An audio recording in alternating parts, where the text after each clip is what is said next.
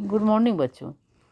अब आज बच्चों रोज़ रोज़ मैं आपको अपना परिचय देती हूँ।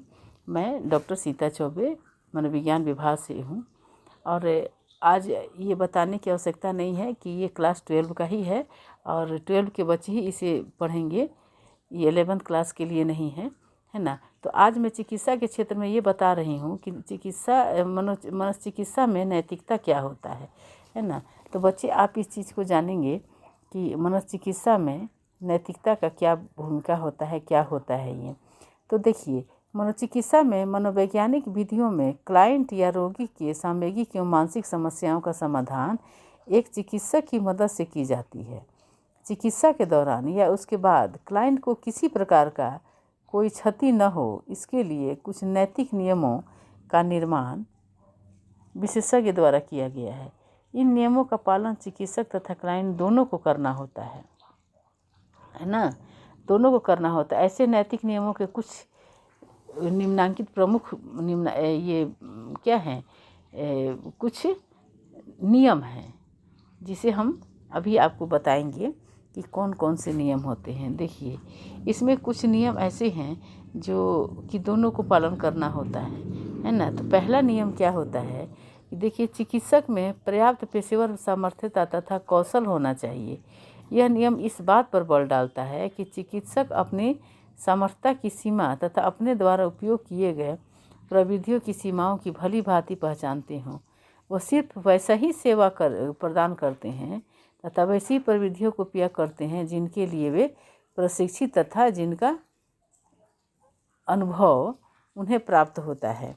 ये हमें देखने की भी बात होती है कि ये चिकित्सक किस तरह की सेवा या प्रशिक्षण देते हैं या उनका अनुभव है या नहीं है, इस बात पर भी निर्भर करता है।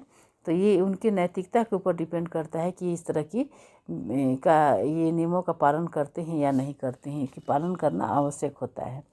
और दूसरा होता है, चिकित्सक क्लाइंट की सेवा करते समय उनसे कुछ महत्वपूर्ण सूचनाएं प्राप्त करते हैं जिनकी गोपनीयता उन्हें बना कर रखना होता है। वे वैसी सूचनाओं को तभी अन्य व्यक्तियों को दें जब ऐसा करने की अनुमति उन्हें क्लाइंट या उनके कानूनी अभिभावक से उन्हें प्राप्त होता है। चिकित्सक, चूँकि देखिए, चिकित्सक और क्लाइंट के बीच एक ऐसा संबंध हो जाता है कि क्लाइंट अपने हर एक बातों को चिकित्सक से शेयर करता है। तो चिकित्सक का ये नैतिक जिम्मेवारी होता है कि उसकी किसी भी बात को वो किसी और में शेयर ना करे, और जब तक उसके घर वाले, उसके परिजन या उसके जो भी अभिभावक हैं या जो कानूनी सलाहकार हैं, कानूनी अभिभावक हैं, जब तक उनको परमिशन ना दें ये बातें आप कहीं और शेयर करें, तब तक ये हमारे चिकित्सक का ये नैतिक कर्तव्य होता है कि उसे वो गोपनीय रखें।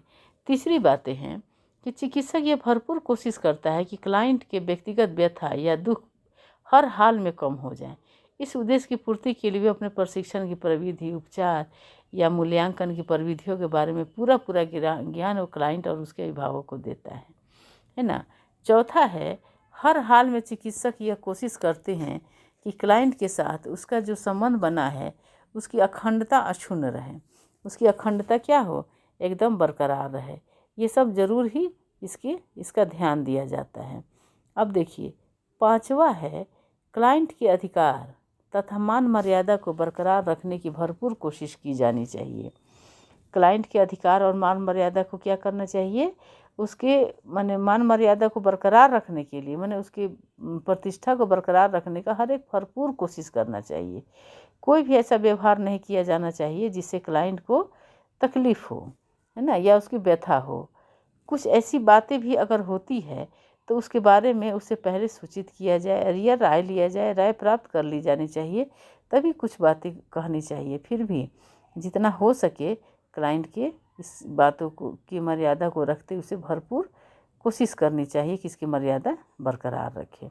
अब देखिए, छठा है, चिकित्सा जब अपनी सेवा रोगी को प्रदान करता है तो वे अपने पेशा या उच्चतम मानक बनाए रखने के लिए अपने द्वारा किए जाने वाले कार्यों के परिणामों का उत्तरदायित्व को अपने कंधे से उठाते हैं तथा उनका हर संभव प्रयास यही रहता है उनकी सेवा का उचित उपयोग हो सके, है ना। तो इस तरह से हम देखते हैं कि मनोचिकित्सा के कुछ नैतिक नियम भी थे, नैतिक नियम हैं जिसका उपयोग करके व्यक्ति इस क्लाइंट तथा चिकित्सक दोनों की मर्यादा को रख सकता है और दोनों की मर्यादा का पालन कर सकता है। ये होता है हमारे चिकित्सा में नैतिकता का महत्व। तो क्लाइंट और चिकित्सक दोनों को इस बात का ध्यान रखना चाहिए कि इस थेरेपी की मर्यादा और नैतिकता बनी रहे, जिससे क्या होता है, दोनों के बीच का एक संबंध भी बना रहेगा और चिकित्सा को क्लाइंट को ठीक होने में बहुत अधिक समय नहीं लगेगा, वो जल्दी ही ठीक हो जाएगा और उसका व्यवहार एक सामान्य व्यक्ति की तरह व्यवहार हो जाता है और सामान्य व्यक्ति की तरह वह व्यवहार करने लगता है, ताकि उसके माता पिता, उसके परिवार सभी उसे खुशी से सभी देखने लगते हैं और मतलब खुशी से उसको एक्सेप्ट कर सकें। ये होता है इस चिकित्सा की नैतिकता। और बच्चों, ये नैतिकता आपके जीवन में भी और आगे आने वाले समय में भी आपके लिए काफ़ी उपयोगी है और इसे आप भी बनाए रखें तो काफ़ी अच्छी बात है। और आज का क्लास यहीं तक। अगले क्लास में मैं कुछ और ही बताऊंगी। तब तक के लिए धन्यवाद।